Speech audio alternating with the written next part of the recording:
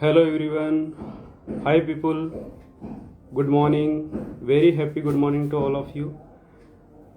माफ़ी चाहूँगा कि कुछ टेक्निकल इश्यू की वजह से थोड़ा डिले हो पाया, इसके लिए रियली रियली सॉरी। और सीधा जुड़ते हैं बिना किसी देरी के आज के जो हमारे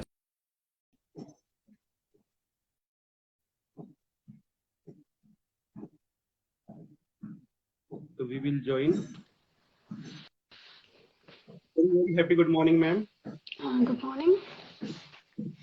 ma'am most welcome on our civil service preparation page. Yeah, thank you. Ma'am how are you ma'am? Yeah, I'm completely fine. You say, how are you? जी ma'am I also fine. Okay. तो ma'am बिना किसी देरी के हम इस session को आगे बढ़ाते हैं। तो गाइज आप सबसे मैं माफी चाहना चाहूंगा कि कुछ टेक्निकल इश्यू की वजह से थोड़ा सा 10 या 15 मिनट का डिले हुआ।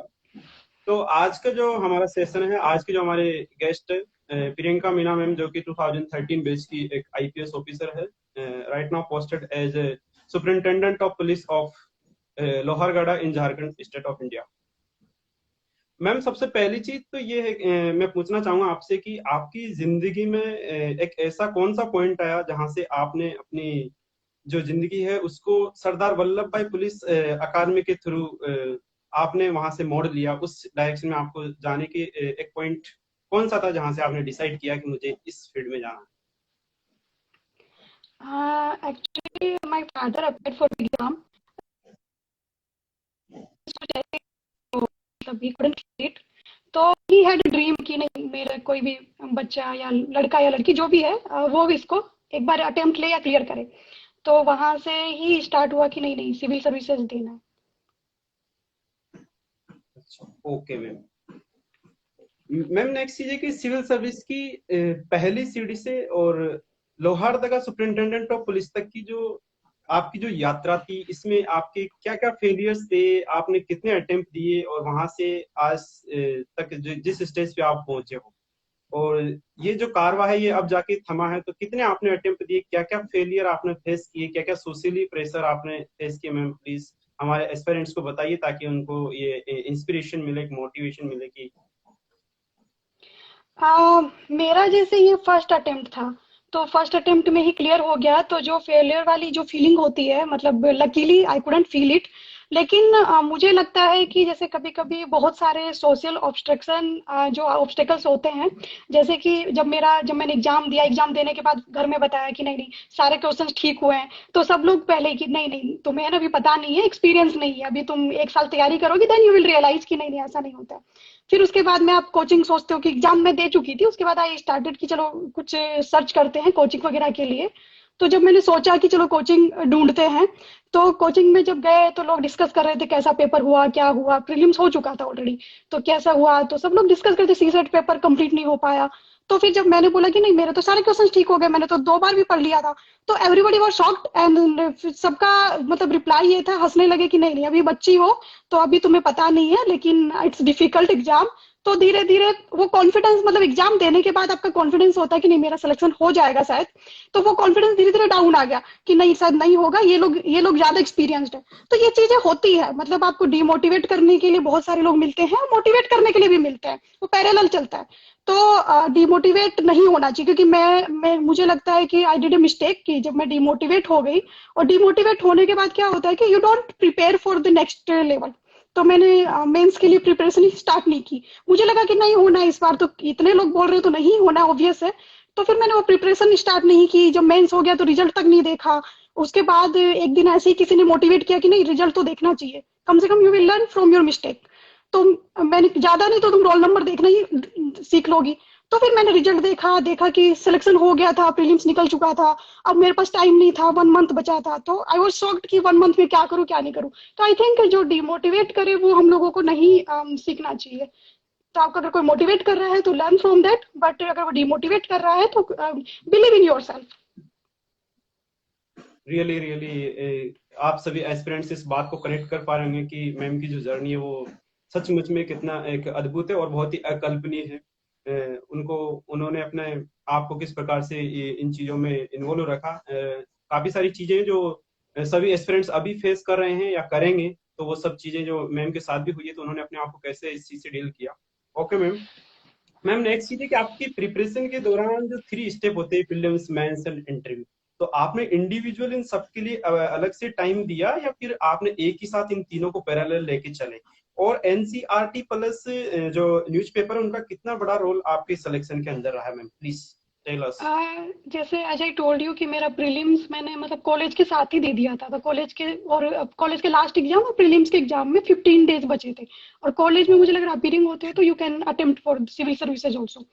तो 15 डेज बचे थे, तो आई कुडेंट प्रिपेयर, मतलब बहुत thoroughly I couldn't prepare, but हाँ मैंने सी सेट, क्योंकि सी सेट नया आया था, तो मैंने सी सेट का जो बुक थी वो अच्छे से प्रैक्टिस कर ली थी, क्योंकि आई न्यू कि जीएस नहीं हो पाएगा इतने कम टाइम में।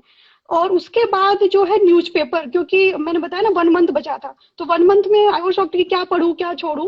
लेकिन हाँ फिर मैंने रियलाइज किया कि एटलीस्ट जिसमें मुझे कॉन्फिडेंस है वो मैं पढ़ लूं। तो एनसीईआरटी जो है वो मैंने स्कूलिंग वगैरह में जो पढ़ी थी, कॉलेज वगैरह में मैंने थोड़ा रिवाइज कर ली थी। दूसरा है कि न्यूज़पेपर आई नेवर लेफ्ट। मुझे लग रहा है न्यूज़पेपर ऐसी चीज है, मतलब सम पीपल थिंक कि न्यूज़पेपर की बजाय हम लोग कोई सीरीज पढ़ ले जिसमें, या कोई मैगजीन पढ़ ले जिसमें करंट्स होता है, लेकिन मैगजीन नहीं आपका न्यूज़पेपर को वो करेगा, रिप्लेस कर सकता है, क्योंकि मैगजीन उसका शॉर्टकट है। पर न्यूज़पेपर में क्या होता है कि न्यूज़पेपर में आपको ब्रॉड आइडियाज मिलते हैं, you understand how to write things, how to express yourself on the paper. हम लोग गलती यही करते हैं, स्पेशली जो इंजीनियरिंग स्टूडेंट्स होते हैं, इंजीनियरिंग स्टूडेंट्स वो सोच लेते हैं पर वो पेपर पे उसको नहीं ला पाते हैं। लेकिन ऑब्वियस है, you are not sitting in front of the examiner, जो आपका पेपर चेक कर रहा है, आप उसके सामने तो बैठे नहीं हो। आपको जो भी आपका टैलेंट है आपको पेपर पे लाना आना चाहिए। वो जो पेपर पे लाने वाला जो तरीका है, वो या तो आप लिटरेचर स्टूडेंट रहे हो, जैसे I was literature student, English literature was my subject. लेकिन अगर कोई लिटरेचर स्टूडेंट नहीं है तो news paper is the must, you can't replace it with the magazine. तो न्यूज़पेपर आपको पढ़ना चाहिए। और न्यूज़पेपर में जो एक मिस्टेक मैंने की, जो आपको नहीं करना चाहिए, क्योंकि I didn't prepare in Delhi, I was in Jaipur only, क्योंकि I was studying in college. तो मैंने न्यूज़पेपर पढ़ा, तो मैंने जयपुर वर्जन पढ़ा, तो because I am from Jaipur. तो जयपुर वर्जन में क्या होता है ना, हिंदू के Jaipur version is quite different from Delhi version. तो अगर हिंदू आप पढ़ रहे हो तो कोई भी हिंदू नहीं चलेगा, आपको दिल्ली वर्जन ही पढ़ना पड़ेगा, क्योंकि जो दिल्ली वर्जन है वो ही आपको वो एडिटोरियल वाला जो थॉट प्रोसेस है जो सिविल सर्विसेज के लिए काम आता है वो आपको देगा। तो always read the Hindu Delhi version but not another state version. तो ये मिस्टेक नहीं करना, क्योंकि मुझे लगा मैं 6 महीने तक न्यूज़पेपर पढ़ती रही, लेकिन मुझे ये समझ ही नहीं आया कि इसमें इंपॉर्टेंट क्या है, क्योंकि वो वर्जन अलग था। तो दिल्ली वर्जन और उसका editorial part, never miss it, science tech and editorial part. Okay ma'am, तो मैम ने कि न्यूज़पेपर का कितने ज्यादा इंपॉर्टेंस बताया, उन्होंने बोला कि नेवर लेफ्ट इट, चाहे कोई सा भी न्यूज़पेपर पढ़े तो इसके बिना चीजें थोड़ी ज्यादा पॉसिबल नहीं हो पाती। Okay ma'am. मैम नेक्स्ट चीज है कि आपने जब अपनी प्रिपरेशन करी तो कभी कभी एक ऐसा फ्लो आता है कि जब हम डिमोटिवेट होते हैं या हमें लगता है कि हम लेट गो करना चाहिए यहाँ से, और अभी के जो एस्पिरेंट्स हैं उनके सामने भी ये सब चीजें फेस हो रही है कि जब प्रिपरेशन करते हैं तो उस दौरान उन्हें कुछ दिन तक तो बड़ा एनर्जेटिक लगता है और अपने आप को लगाए रखते हैं, लेकिन बाद में एक ऐसा जोन आता है जहां से लगता है कि नहीं यार यहाँ से छोड़ना चाहिए। तो आपने अपने प्रिपरेशन के दौरान कैसे अपने आप को एनर्जेटिक और मोटिवेटेड रखा है अपनी प्रिपरेशन के दौरान? I think it's stupid thing what we do. जैसे मेरा ये था कि मतलब समझ में नहीं आता ना, कभी कभी यू फील डिमोटिवेटेड, ये होगा सबके साथ होगा। ये कुछ चीजें ऐसी है जो बेस है, एनसीईआरटी पढ़ना है, न्यूज़पेपर पढ़ना है, या डिमोटिवेट हो गए, या लोग मोटिवेशन के लिए आपको एक सपोर्ट सिस्टम चाहिए होगा, ये ऑन एन एवरेज सबके साथ होता है। तो जब मेरे को लगता था डिमोटिवेट होते तो मैं I use to do 2 things. First कि जैसे ही लग रहा कि पढ़ाई में मन नहीं लग रहा तो मैं वॉक करना शुरू करती थी। तो मैं वॉक, क्योंकि वॉक की आपकी लिमिट होती है, अब मूवी देखने की लिमिट नहीं होगी, सीरियल्स देखने की लिमिट नहीं होगी, आपके जो भी आजकल तो नेटफ्लिक्स का जमाना है, तो नेटफ्लिक्स देखने की आपकी लिमिट नहीं होगी, आप एक मूवी, दूसरी मूवी, तीसरी मूवी। तो मैं क्या करती थी, वॉक करती थी, कि जैसे रूम से निकले एंड वॉक करना शुरू कर दिया। आप कितनी दूर जाओगे, 1 किलोमीटर, 2 किलोमीटर, 3 किलोमीटर, थक जाओगे। जब आप थक जाओगे वापस आओगे, वापस आके आप सो जाओगे। तो वही मैं करती थी, मैं वॉक करती थी जब तक थकती नहीं थी, और वॉक करते करते ऐसे रैंडम गलियों में चली जाती थी, फिर वापस आती थी, then I used to sleep, कि अब सो गए, उसके बाद उठते थे तो यू फील फ्रेश, कि आपको लगता था इतना चल के ना टाइम वेस्ट किया। तो अपने आप रियलाइज होता है कि पढ़ लो यार, टाइम वेस्ट काफी हो गया है। देन दूसरा है कि जब बहुत ज्यादा लगता था कि आप अकेले तैयारी करते हो, तो मुझे लगता था कि अब अकेले हो तो क्या करो। तो बहुत सारे लोग बहुत सारी चीजें करते हैं। कुछ लोग मतलब मुझे देखा है कुछ लोग तो टॉय से भी खेलते, टॉय कार घुमा रहे हैं। कुछ लोग है कि जैसे कि चलो ठीक है घर पे किसी से बात कर लिया। कुछ लोग है टाइम पास के लिए कुछ भी रैंडम करते हैं लोग। तो वो तो आपके ऊपर डिपेंड करता है what you want to do, because I used to walk, लेकिन सबके लिए ये सूटेबल नहीं हो सकता। लेकिन हाँ कुछ आप करें। मेरा सिर्फ इतना है कि सपोर्ट सिस्टम, जैसे लोग गलतियां करते हैं सपोर्ट सिस्टम में लोग ग्रुप ढूंढने लगते हैं। ग्रुप ढूंढने के चक्कर में क्या होता है, अगर वो ग्रुप आपका स्टडी करने वाला है तो इट्स ऑलवेज बेटर। बट अगर वो स्टडी करने वाला ग्रुप नहीं है, घूमने वाला ग्रुप है, जैसे लोग राजेंद्र नगर मुखर्जी नगर में घूमते रहते हैं, तो अगर वो चाय पीने वाला और डिस्कशन करने वाला ग्रुप नहीं है तो अवॉइड द ग्रुप। क्योंकि यूपीएस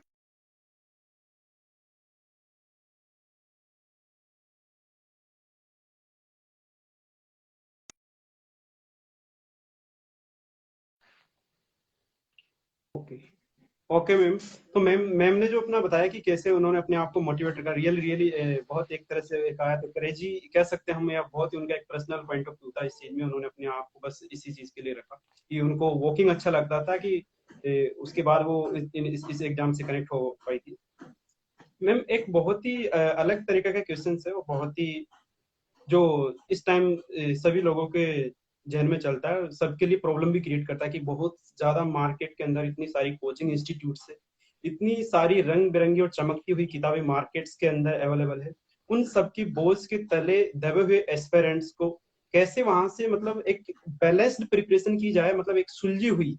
बिकॉज हम जब जाते हैं तो मार्केट में जब बुक की शॉप पर देखते हैं तो ये नोट्स ले लो, ये बुक्स ले लो, ये कोचिंग ज्वाइन कर लो। तो आपने विदाउट कोचिंग ये प्रिपरेशन की या फिर आपने सेल्फ स्टडी करके की? तो प्लीज मैम कि ताकि इन चीजों से अवॉइड किया जा सके और एक बैलेंसिंग स्टडी की जा सके और भटकाव से दूर रहा जा सके। तो कोचिंग के मामले में जैसे आई वाज आल्सो न्यू कमर, मैं प्रीलिम्स दे चुकी थी। प्रीलिम्स देने के बाद जैसे मैंने बताया मैं कोचिंग में कई लोग डिस्कस कर रहे थे और उन्होंने काफी मजाक ही बना दिया था। तो कोचिंग के बारे में मुझे लगता है कि पहले आप अपनी वीकनेसेस देख लो। हम हमेशा ना वीकनेसेस तो देखते ही नहीं है, हम लोग उसी रास्ते पे चलते हैं जिस रास्ते पे सब चल रहे हैं या सब चलने को बोल रहे हैं। Don't do this. क्योंकि आपकी लाइफ बहुत लिमिटेड है। अब मेरा सिंपल फंडा था कि अगर मैं मान लो 21 साल की हूँ, 21 साल अगर मैं 5 साल तैयारी करके मान लो फर्स्ट रैंक भी ले आऊं, लेकिन मेरे 5 साल लाइफ के चले गए, and life is more important than any exam. तो मुझे था कि हाँ मुझे स्मार्ट स्टडी करनी है। आई वाज वेरी क्लियर कि स्मार्ट स्टडी करनी है और मुझे फर्स्ट टाइम में ही निकालना है। एनी हाउ अगर फर्स्ट टाइम में नहीं निकलता है तो ठीक है, second time last. Second time के बाद I won't waste my life. But it doesn't happen with anyone. ये सबके साथ नहीं होता क्योंकि we do mistakes. I also did mistakes. I told you कि हिंदू पेपर मैंने पढ़ती रही 6 महीना, कुछ मीनिंगलेस था। तो कोचिंग के मामले में मैंने एक थोड़ा सा ठीक हो गया था मेरा कि कोचिंग में मैंने पहले सोचा कि जो मेरे वीक पॉइंट्स हैं उसको मैं स्ट्रॉन्ग करूं। तो मेरा वीक पॉइंट्स था क्योंकि I was a arts student, तो I was having the English literature as a subject.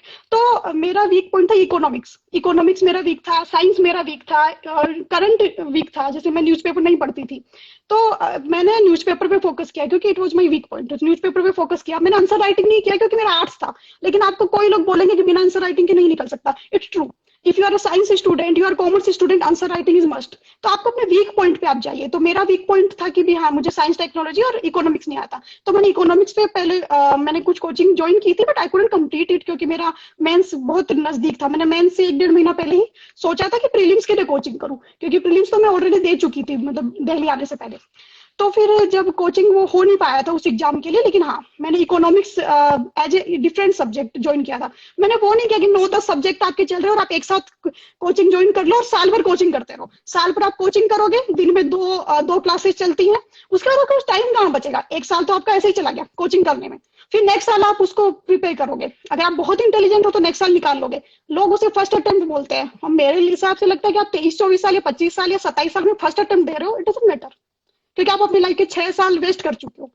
तो मेरा यह था कि अगर मैं जिस टाइम एलिजिबल हूँ, जैसे I was eligible in Feb 16, और लास्ट डेट थी उसकी एलिजिबिलिटी की 20th Feb. 20th Feb last date थी। तो मैं मेरा में मतलब वही कुछ दिन का डिफरेंस था। तो उस दिन में मैंने I appeared for the exam, I cleared in the first attempt only. तो आप जब देखोगे तो I am not so much popular, क्योंकि first time I am using the social media. I started in Corona period because I thought कि Corona is different, and I only did my job.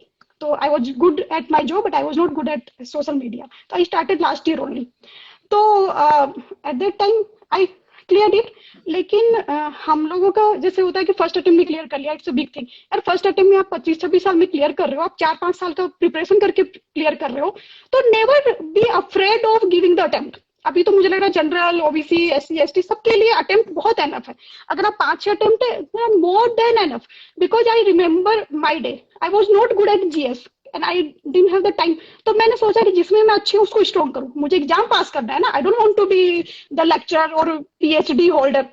I just wanted कि हाँ चलो मुझे exam पास करना है, तो exam पास करना है, जितनी रिक्वायर्ड है उतना ही करो। तो मेरे को लगा कि मेरा जीएस 15 दिन में नहीं हो सकता, because I had only 15 days. तो 15 डेज में जीएस पॉसिबल ही नहीं है, it's impossible kind of thing. तो मैंने जीएस टच भी नहीं किया। तो मेरा जीएस में मुझे हेल्प किया मेरा एनसीईआरटी का जो बैकग्राउंड था या आर्ट्स बैकग्राउंड था, history geography I read in the school, तो उसने मुझे काफी हेल्प किया। लेकिन अगर किसी ने हिस्ट्री ज्योग्राफी सब्जेक्ट में पढ़ा ही नहीं है तो obviously you will have to read, आपको पढ़ना पड़ेगा, क्योंकि it's your weakness. It was my plus point but it can be weakness for someone. But मेरा मैथ्स वीक था because I was arts student. तो मैंने मैथ्स पे फोकस किया, कॉम्प्रिहेंशन पे फोकस किया और रीजनिंग पे फोकस किया। तो इन चीजों पे वीक उसको मैंने स्ट्रॉन्ग कर लिया। And you have to be average, आपको एवरेज करना है ना, you can't get 100 out of 100 जैसे स्कूल में मिल जाता है। तो एवरेज करो ना यार। आपको प्रीलिम्स में क्या है, मार्क्स ऐड नहीं होते, आपको क्लियर करना है। तो मैंने सीसेट में अच्छा किया, जीएस में मैं वीक थी at the time. The general cut off was I think 209 or something 309, I don't remember particularly, but हाँ it's not 9 digit in 2012 it was 9 digit। तो 9 था and I got to 242 something। तो 9 and 42 का बहुत difference था। तो I got that kind of numbers, तो it was quite well, even more than cut off। But उसके बाद आप मेंस में आते हो, तो मेंस में मैंने बताया मेरा इकोनॉमिक्स और साइंस टेक वीक था। तो मैंने इकोनॉमिक्स और साइंस टेक पे अपनी एनर्जी लगाई, न्यूज़पेपर पे एनर्जी लगाई, क्योंकि मेरा राइटिंग स्किल स्ट्रॉन्ग था। आर्ट्स स्टूडेंट ऑब्वियस, आप इंग्लिश लिटरेचर या हिंदी लिटरेचर या कोई भी लिटरेचर, तो आपकी राइटिंग स्किल ऑटोमेटिकली इंप्रूव हो जाती है। आपके बचपन से आप वही पढ़ रहे हो, तो आप 3 साल कॉलेज में पढ़ लो, आपकी राइटिंग स्किल इंप्रूव। तो आप राइटिंग स्किल पे मत फोकस करो, आप अपने वीक पॉइंट्स पे फोकस करो। तो मैंने अपने वीक पॉइंट्स पे फोकस किया और मैं बाकी सब्जेक्ट में एवरेज थी, इसमें भी एवरेज थी। तो ऑन एन एवरेज मैं एवरेज स्टूडेंट हो गई हर सब्जेक्ट में। तो हर सब्जेक्ट में जब आप एवरेज हो तो आप मार्क्स अच्छे ही लाओगे। आप हो सकता है किसी में बहुत अच्छे लाओ, किसी में मार्क्स लाओगे। तो जब अच्छे मार्क्स लाओगे तो obviously it will help you. तो आपको एवरेज बनना है। लोग क्या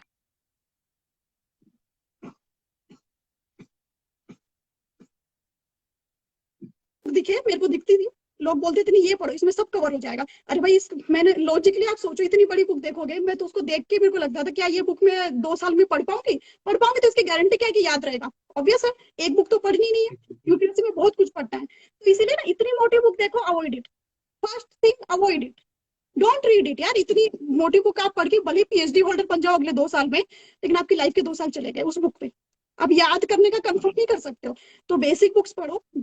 जो इतने भी जो जल्दी निकालते हैं वो यही एक स्मार्ट वर्क यही करते हैं। आप डिसाइड कर लो पहले ही, फर्स्ट वीक 2 वीक भले 3 वीक लगाओ, 1 महीना लगाओ, डिसाइड कर लो आपको पढ़ना क्या है और छोड़ना क्या है। तो जो पढ़ना है उसको आप मार्क कर लो, उसको 2-3 बार पढ़ो। लेकिन ऐसा मत करो कि यार मैं सब कुछ कवर कर लूं, साइंस पढ़ रहा हूं तो साइंस का पूरा ब्रह्मांड ही पढ़ लूं। Don't do this, don't do this, it won't work. तो पिछले 5-7 साल के पेपर देख लो, पेपर में जिस क्वेश्चन जिस सिलेबस से क्वेश्चन ज्यादा आते हैं उस सिलेबस पे फोकस करो, उसको अच्छे से रख लो और बाकी सिलेबस को ऑन एन एवरेज पढ़ लो। तो आपका on an average you will मतलब you will be at the good position कि आप एग्जामिनेशन में। तो आई थिंक कोचिंग का भी यही है, कोचिंग आप सेलेक्ट कर लो आपके वीक पॉइंट के अकॉर्डिंग। सबसे पहले तो मैम आपको कॉन्ग्रेचुलेसन कि आपने वेरी फर्स्ट अटेम्प्ट में ये एग्जाम क्लियर किया, और आपने कैसे मतलब एक टाइम के साथ साथ अपने वीक पॉइंट्स को दूर किया, और हर एक जो सब्जेक्ट है उसके अंदर आपने एक एवरेज स्टूडेंट के रूप में अपने आप को स्थापित किया। और मैम ने मेरा अगले क्वेश्चन का जवाब भी इसी में दे दिया कि स्टडी मटेरियल से रिलेटेड।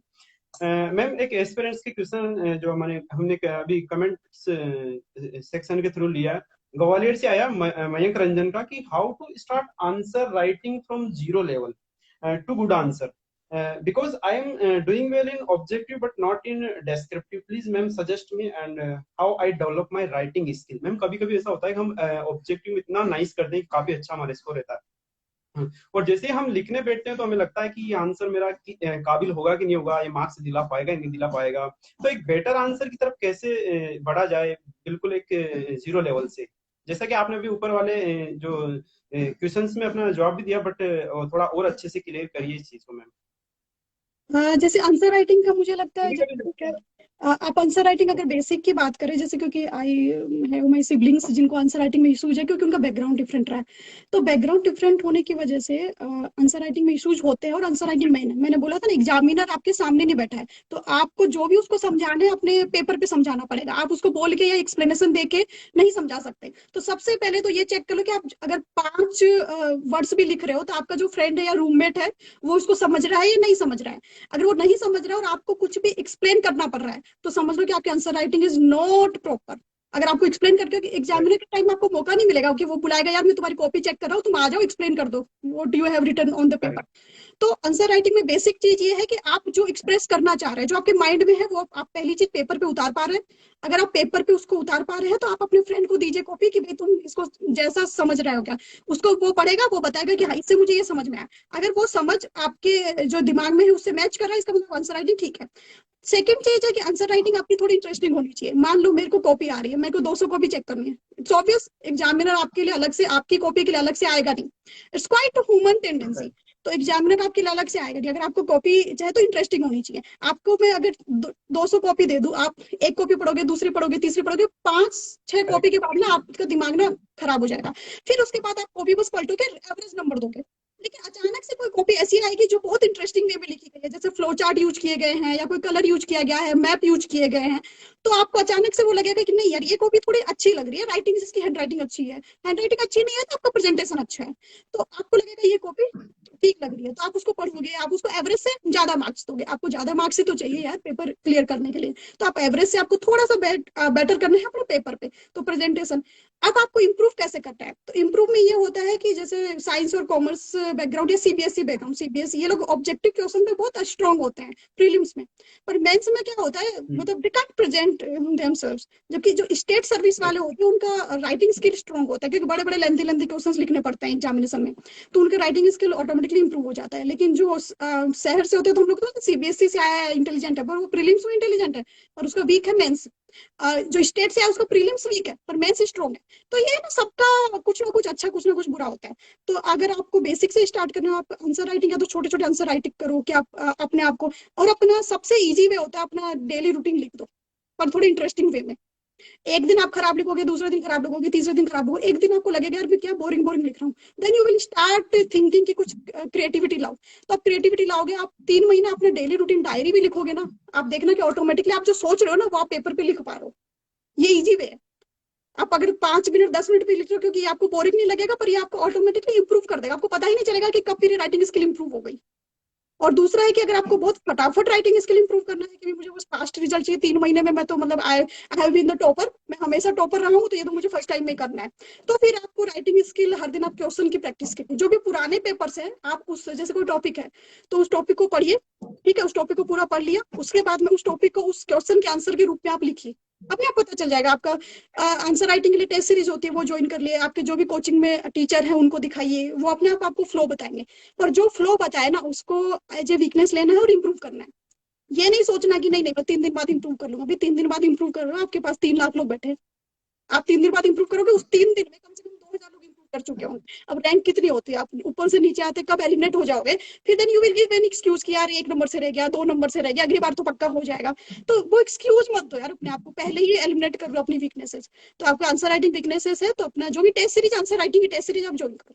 क्योंकि आप उससे क्या होगा कि आप टाइम बाउंड प्रिपरेशन करोगे। तो जो वीकनेसेस है उसके लिए आप कोचिंग करो, जो आपका स्ट्रॉन्ग पॉइंट है उसके लिए सेल्फ स्टडी करो, simple. Great ma'am, great, really nice. Ma'am next question है कि व्हेन जब भी हम यूपीएससी की तैयारी करने जाते हैं तो चाहे वो एक काफी अच्छे बैकग्राउंड से आया हो, एजुकेशन बैकग्राउंड से आया हो, या फिर काफी लो बैकग्राउंड से आया हो, लेकिन जब भी प्रिपरेशन स्टार्ट करते हो तो एक फोबिया रहता है कि यूपीएससी आईएएस आईपीएस मेरे से नहीं हो पाएगा। एक तरह का एग्जाम से रिलेटेड फोबिया रहता है। Then how to deal with it? हर जो आपने भी फेस किया हो कभी ऐसा? मैंने बोला ना, लकीली फर्स्ट टाइम में निकल गया था, तो I couldn't face it. But मैंने बताया ना, डिमोटिवेट हो गई थी मैं प्रीलिम्स के बाद में, नहीं नहीं मुझसे नहीं हो पाएगा क्योंकि सब लोग ज्यादा इंटेलिजेंट है। तो ये अगर फर्स्ट अटेम्प्ट में नहीं होता है तो ये फीलिंग सबको आती है कि यार मुझ में वो बात है कि नहीं है, because I have the siblings, वो लोग बताते हैं अपने जो भी फियर्स है। तो सबको ये अटेम्प्ट में वो प्रॉब्लम आती है कि यार मेरे से हो पाएगा नहीं हो पाएगा, मुझ में वो बात है कि नहीं है। यार मुझे लगता है ना कि nobody can tell your future. मतलब जो फ्यूचर बताने वाला है वो भी अपना फ्यूचर नहीं बता सकता। तो आपका कोई फ्यूचर डिसाइड नहीं कर सकता। अगर आपने फर्स्ट अटेम्प्ट में कुछ गलतियां की है, सेकंड में सुधार लो। आप खुद अपना फ्यूचर नहीं बता सकते, कोई आपको फ्यूचर नहीं बता सकता। कोई ये बोलता है कि नहीं यार तुझ में वो बात नहीं, मतलब बाबा लोग जो होते हैं, मतलब जो भी एस्पिरेंट्स होंगे वो समझ रहे होंगे हु आर द बाबाज। तो बाबा लोग ये बिल्कुल बोलते हैं सही। यार तेरे चेहरे में ना वो लुक नहीं है, तेरे चेहरे में ना वो आईएएस वाली बात नहीं है। आई डोंट अंडरस्टैंड आईएएस वाली बात है, मुझे तो आज भी लोग बोलते हैं आपको मॉडलिंग करना चाहिए था। तो आईएएस आईपीएस वाली बात नहीं होती यार, it's your hard work, it's your responsible behaviour, and it's your study. अगर आप स्टडी में ठीक हो, आप हार्ड वर्क कर रहे हो, कंसिस्टेंसी स्ट्रांग है, तो nobody can stop you. लेकिन हाँ, आपको अपना जो भी डिस्ट्रैक्शन है उसको हटाना पड़ेगा, कंसिस्टेंसी आपको रखनी पड़ेगी। आप ऐसा नहीं कर सकते यार 2 दिन आपने पढ़ लिया, 2 दिन, कुछ लोग ऐसे भी करते हैं, लोग सोचते हैं कि मुझे ये बुक कंप्लीट करनी है। अरे भाई लॉन्ग जर्नी है, लॉन्ग जर्नी आप मैराथन की तरह दौड़ सकते हो, स्प्रिंट वो आप स्प्रिंट नहीं कर सकते हो। तो इतनी बुक खत्म करनी है। कुछ लोग क्या करते हैं, मतलब ये प्रैक्टिकल थिंग है। कुछ लोग होता है कि चलो नहीं ये पढ़ना है, तो कुछ लोग ऐसे चलो ड्रिंक करके भी, चलो मेरे को ड्रिंक करके बुक खत्म हो जाती है तो बुक खत्म कर लो। कुछ लोग ऐसे भी होते हैं। और कुछ लोग होते हैं कि नहीं मैं बिना सोए बुक खत्म कर दूंगा, तो बिना सोए चाय कॉफी पी के बुक खत्म कर रहे हैं। अरे इट्स नॉट योर टारगेट, आपको बुक खत्म करना टारगेट नहीं है। बुक में जो इंपॉर्टेंट है वो आपके दिमाग में गया नहीं गया, आप उसको पेपर पे ला पा रहे हो नहीं ला पा रहे हो, ये आपका टारगेट। तो आपका टारगेट पे रहो ना। आपको जर्नी खत्म नहीं करनी है, you will have to enjoy the journey. UPSC की जर्नी आपके कॉलेज एग्जाम की तरह नहीं है कि एक एक महीना पढ़ाई की, एक महीना सारा बुक रख लिया और एक पेपर दे दिया। यूपीएससी को आपको एंजॉय करना ही पड़ेगा, वो जुनून आपको चाहिए। आपको जुनून होगा, आप उस जर्नी को एंजॉय करोगे तो definitely you will clear it. Nobody can tell you your future. मतलब मेरा तो एग्जाम भी हो गया, सोचो मेरे को तब भी नहीं पता था। और मोस्ट ऑफ द जो टॉपर्स होते हैं उनको नहीं पता होता है। एग्जाम क्लियर हो जाता है,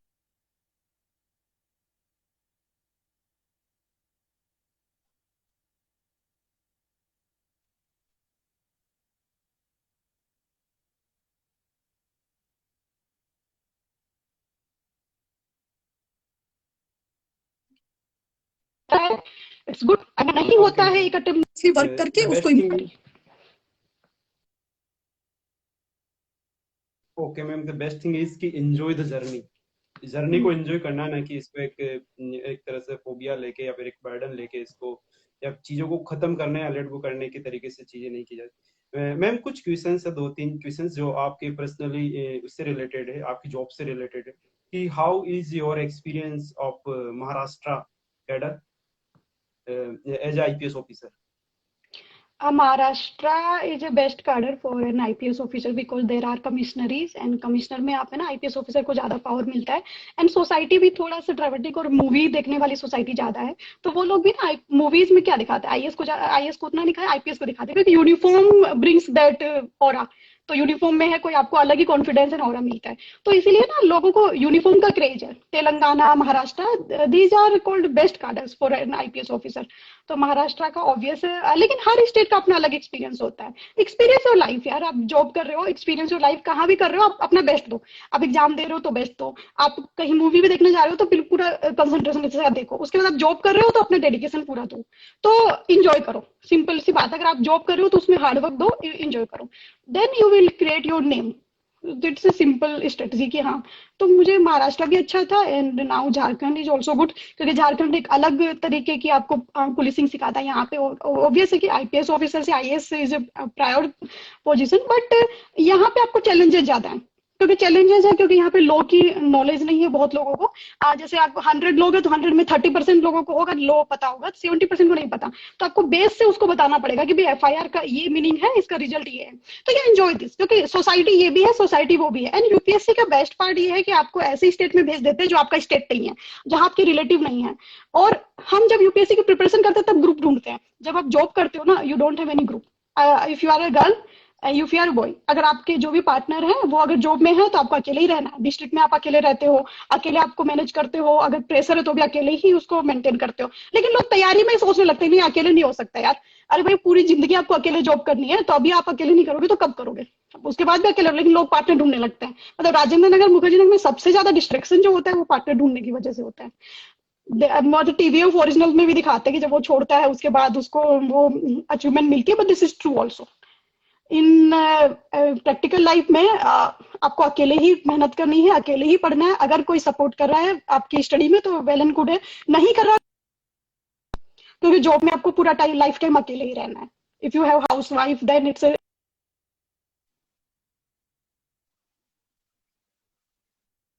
नहीं करता। मतलब हम लोगों की जनरेशन में हाउस वाइफ भी सोचती है कि यार मैं नहीं रहूंगी छोटे जगह में, तो आपको अकेले रहना है। तो अकेले रहना है तो भाई प्रिपरेशन में लाइफ वेस्ट नहीं होगी। तो लाइफ को यूज करो एंड महाराष्ट्र हो या कोई भी कारण हो, क्योंकि अभी रैंडम कारण मिलता है। पहले हम लोगों के पास चॉइस थी, अभी रैंडम कारण मिलता है। तो रैंडम कारण में जो यार आप कहीं भी जा सकते हो, कहीं भी लैंड कर सकते हो। तो you will have to adjust with the situation and everybody I think adjust well.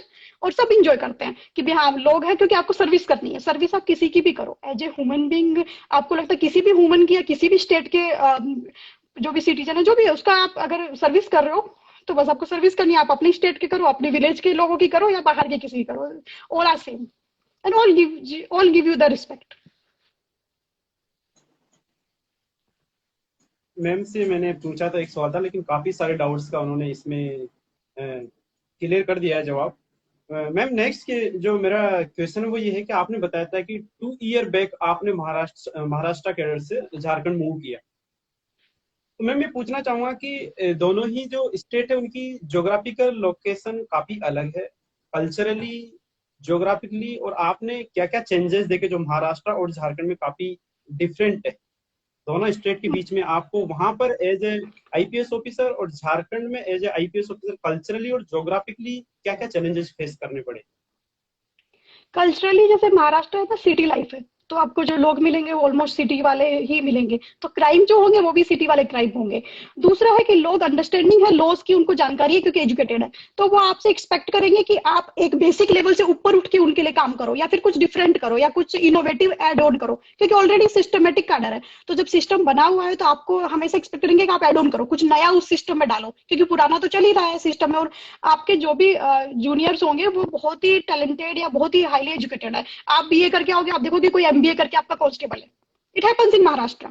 तो आपको वो करना है ना, आपका जूनियर है, आपको उसको देना है। आप उसको इलॉजिकल वे में नहीं बोल सकते कि यार तुम ये जाओ, ये मेरा सब्जी खरीद लाओ। बेटा you can't do this, you can't ask him to do your personal work.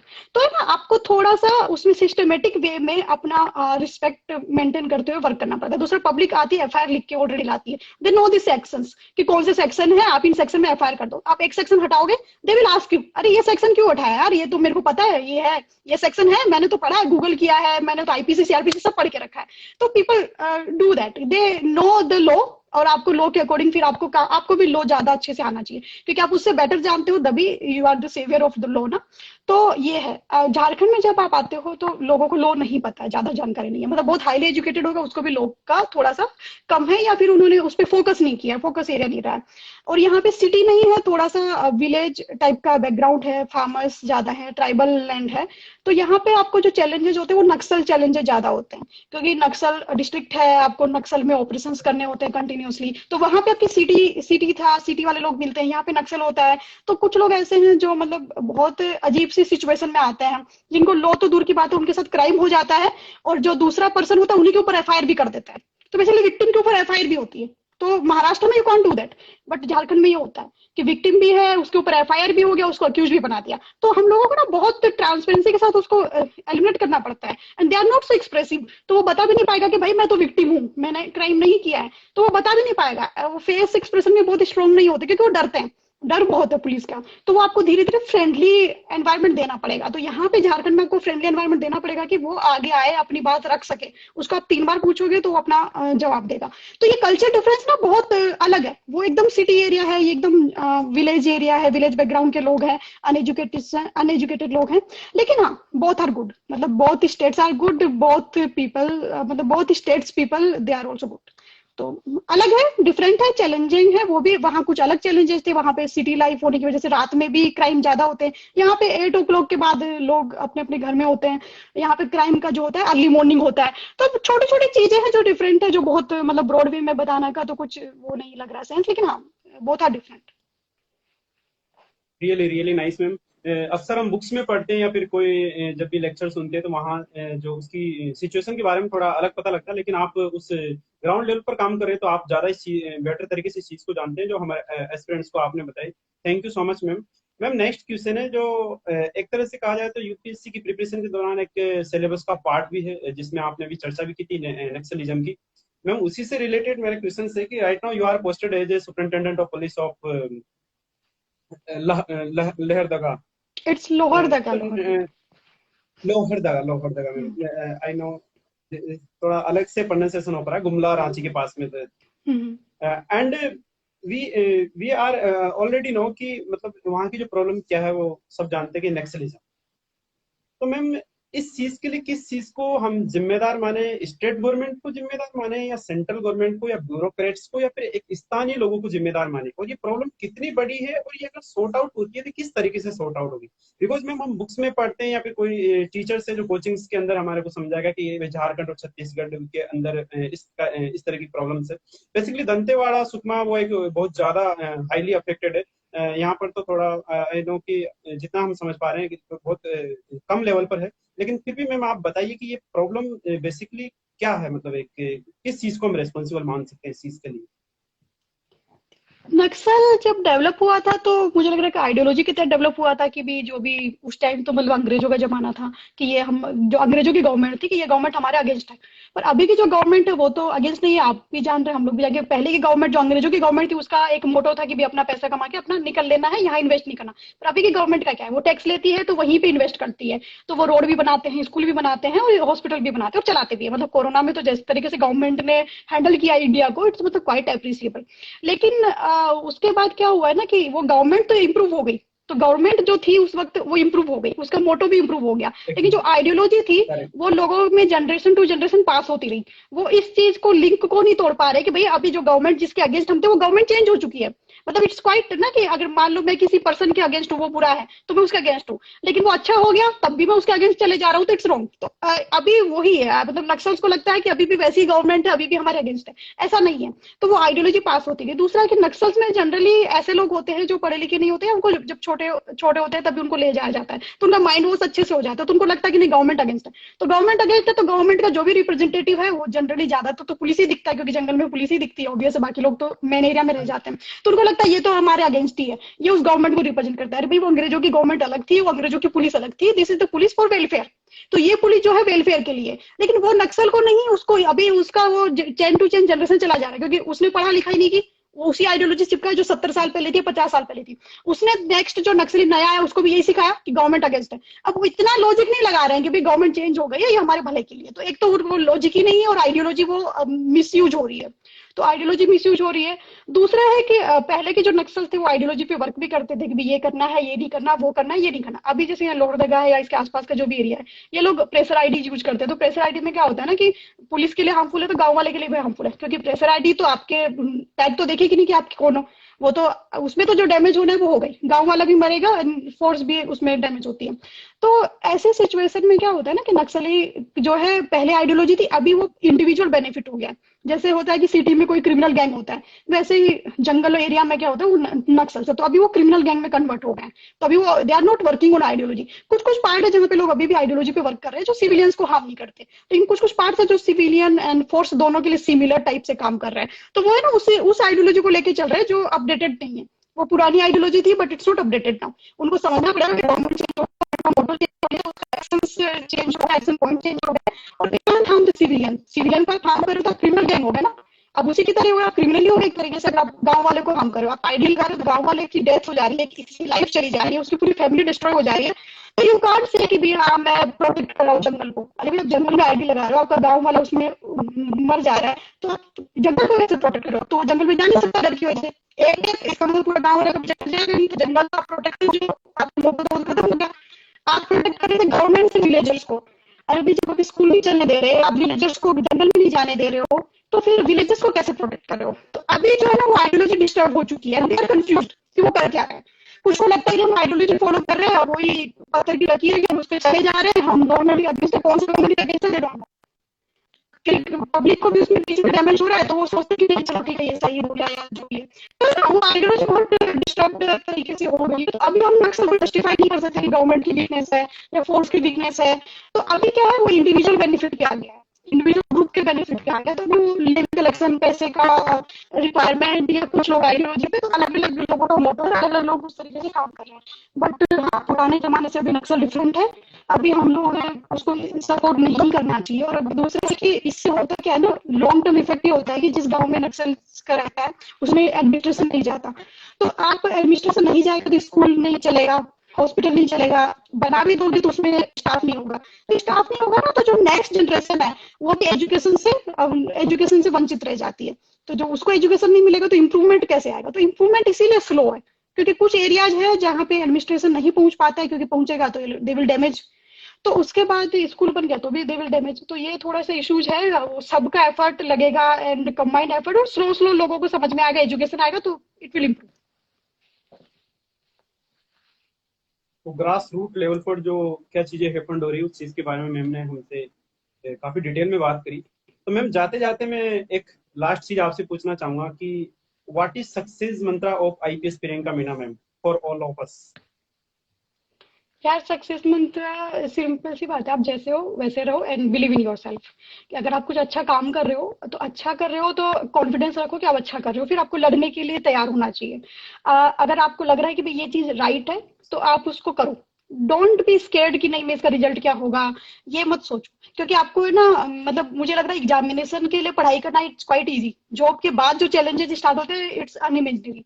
तो आप है ना अगर एग्जामिनेशन की प्रिपरेशन कर रहे हो तो आप सोच रहे हो कि नहीं यार इतना मुश्किल है, इतना मुश्किल है, मुझसे नहीं हो रहा है, don't don't think like that. अभी तो स्टार्ट ही आपकी जर्नी। तो एग्जामिनेशन में मुश्किल कुछ नहीं है, आप just you have to sit and read. आप वही नहीं कर पा रहे हो, ठीक है, आप करो इसको। आप ये मत सोचो यार मेरे से नहीं होगा, ये नहीं होगा। Believe in your self. अगर अपने ऊपर बिलीव नहीं करोगे तो दूसरा कैसे करेगा यार? आप आपको बताओ, मैं आपको स्विमिंग पूल है, मैं आपको बोलूँ चलो जंप कर जाओ, यू आर नॉट कॉन्फिडेंट। आपके फेस पे कॉन्फिडेंस नहीं है, आपकी प्रैक्टिस नहीं है, आप जंप करने के लिए तैयार नहीं हो, आप मना मना ना ना ना कर रहे हो। तो ऑब्वियस है पिछले जो खड़ा होगा उसको कॉन्फिडेंस कैसे आएगा कि जंप करेगा? अगर उसको मान लो शर्त भी लगा रही है तो बोलेगा नहीं यार ये नहीं जंप करेगा, ये नहीं जंप करेगा। ऑब्वियस है अगर आप कॉन्फिडेंट नहीं हो तो बोले यार इससे एग्जाम नहीं हो पाएगा, आपके फैमिली भी बोलेगा यार इससे नहीं हो पाएगा। तो वो पहले तो आपको कॉन्फिडेंस लाना ही पड़ेगा। Believe in yourself, never avoid your capability.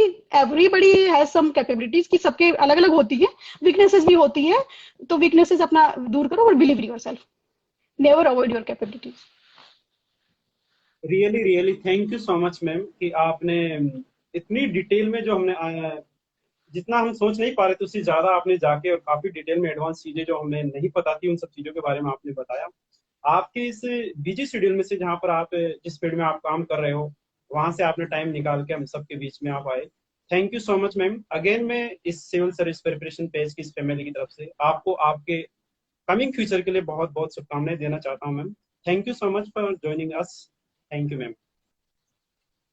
Thank you. आपका सिविल सर्विसेज जो भी प्रिपरेशन पेज है, at least it's helpful for the aspirants. And जब हम लोग एस्पिरेंट्स थे तो सोशल मीडिया इतना नहीं था, इंस्टा ये सब इतना यूज नहीं होता था। बट हाँ इट्स क्वाइट हेल्पफुल, अगर किसी को कुछ उसके सवालों का जवाब मिलता है तो it helps a lot. Really ma'am unbelievable journey your. Thank you so much ma'am again. Bye take care ma'am.